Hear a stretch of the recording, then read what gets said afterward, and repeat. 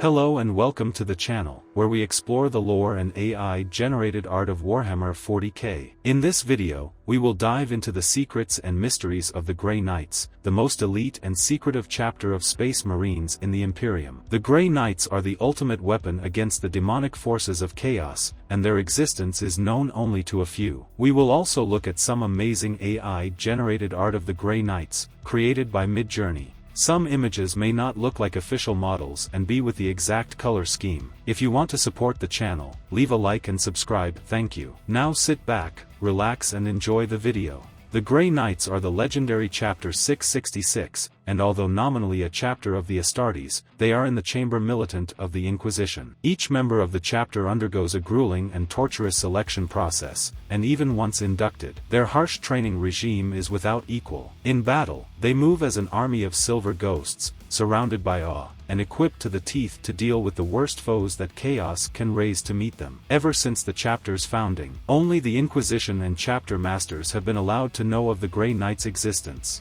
Many chapters believe the Grey Knights to be a myth, if they have even heard of them at all. Space Marines who encounter them are telepathically scoured, while Imperial Guard regiments they fight beside are simply executed. The Space Wolves know of their existence, however, after slaughtering Grey Knights, Red Hunters and Inquisition forces, during what the Grey Knights call the Months of Shame, to battle such enemies as demons. Creatures that are not of this realm but formed of sorcery and madness, a Grey Knight must embrace the power of the warp to battle a demon with its own weapons. Each Grey Knight is an accomplished, powerful psyker whose psychic presence is anathema to creatures of the warp. They are trained to channel their psychic energies into a halo of protective wards known as the Aegis. Thusly armored, a Grey Knight's presence becomes unpalatable to demons, making him immune to corruption, able to wield forbidden black magic, harness tainted artifacts and scour blasphemous tomes, all without risk of being overwhelmed by the cursed power of chaos. The Grey Knights hold a unique honor among the chapters of the Adeptus Astartes. In over 10,000 years of service, not a single one of their number has ever defected to chaos. Their armor is left unpainted, leaving the silver grey of the ceramite exposed. This tradition is thought to have originated from their desire to lead lives of absolute purity. Acid etched into their left gauntlet, as well as tattooed upon the flesh beneath, is the sigil of Malcador the Sigillite. Upon achieving the rank of Justicar, one may display their personal heraldry on a shield on their shoulder. In contrast to this, their armor is highly decorated, encrusted with protective symbols and engraved litanies. Much of the Grey Knights' history remains in mystery and secrecy or has been purposefully removed from archives. However, according to legend, the Grey Knights began as a project during the final days of the Horus Heresy. The Emperor foresaw that the heresy would likely end at such a great personal cost to himself that he would be prevented from actively defending mankind from the great threat of chaos and its demons, so he set in motion a plan to form a defense against such evil. Malcador the Sigillite, closest of the Emperor's servants, was sent to search across the Imperium for men suitable to rise to such a burden. Malcador found 12 worthy champions, 4 were lords and administrators, and 8 were space marines from both loyalist and traitor legions. These included survivors of the Eisenstein incident, Nathaniel Garrow, Amendera Kendall, Lemuel Gauman, and Kirill Sinderman. During the founding of the organization, others would join them, including Tylos Rubio, Macer Varon, Janus, Epimetheus, Chiron, and Garvio Loken. Many of the Space Marines that joined the cause hailed from legions that had turned traitor, though they themselves had remained loyal to the Emperor. However, not all of these knights-errant would go on to form the Grey Knights. Ultimately, shortly before the Siege of Terra, Malcador gathered the original Grey Knights to his side. Their original identities were made secret, but were known to history as Janus, Epimetheus,